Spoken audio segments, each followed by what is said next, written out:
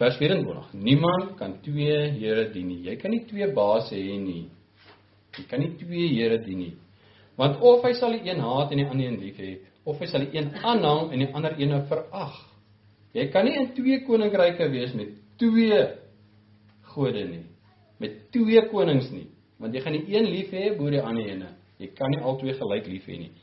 Jy kan nie God, die koning van lig, en Mammon, die koning van duisternis, dien nie. Jy kan nie albei dien nie. Nou hy noem daar Mammon, want in ons tyd regeer die Satan deur Mammon. Hy het almal in die keel beet met Mammon. En jy doen wat hy sê, anders is Mammon op jou. So ons aanbid Mammon. Ons doen wat hierdie wêreld sê, want as hy my geld wegvat, is 'n groot moeilikheid. Want ons weet nie hoe om op God te vertrou nie. Ons weet nie om te sê, hy sorg vir my en as ek van honger dood gaan, is dit maar reg nie. Ons ken dit nie.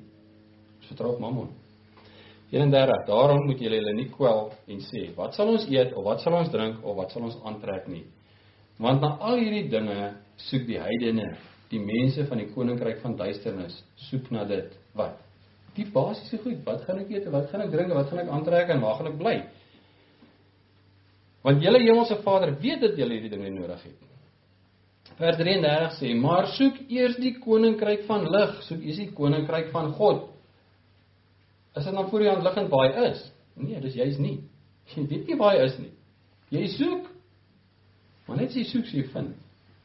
Nou as jy in hierdie wêreld bly van duisternis, en dit gaan met jou goed, en lewe is rustig, en jy is versorg, is die kans baie skraal dat jy gaan soek. Want jy is mos nou versorg. Maar sodra dit dus 'n bietjie moeilik raak, en daar is 'n paar probleme, dan mag jy soek en sê, maar as jy nie 'n alternatief vir hierdie koninkryk nie. En wanneer jy werklik soek, sal jy vind. Maar dan lyk dit dalk heeltemal anders as wat jy soek. Dalk soek jy Alice in Wonderland se plek in jou kop. Jy het vir jouself so vertel.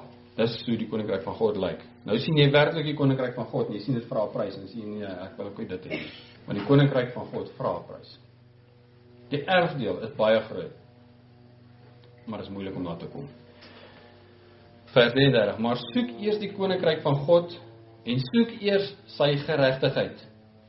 Maar baie mense soek dit en vind dit nooit nie. Baie mense gebruik hierdie vers om die beloning te kry, wat sê, en al hierdie dinge sal vir julle bygevoeg word. En nou maak ek of ek die koninkryk gevind het. En ek maak of ek sy geregtigheid ken, sodat ek versorg moet lewe. Maar hy is nog steeds in die koninkryk van duisternis. As jy oorbeweeg het van die koninkryk van duisternis na die koninkryk van lig toe, gee jy nie om wat met jou vlees gebeur nie. Want jy gee dit in die hand van Vader. En as hulle sê, ons gaan jou op 'n brandstapel sit en jou vlees verbrand, dan sê jy, doen dit maar, want ek leef nie meer nie.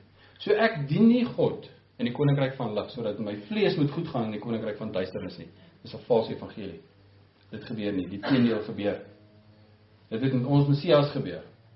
Hy het God gedien in waarheid, hy het sy vlees doodgemaak. Dit gaan nie meer hoe jy goed gaan, omdat jy in die koninkryk van lig wandel nie, inteendeel. Die wêreld gaan jou haat.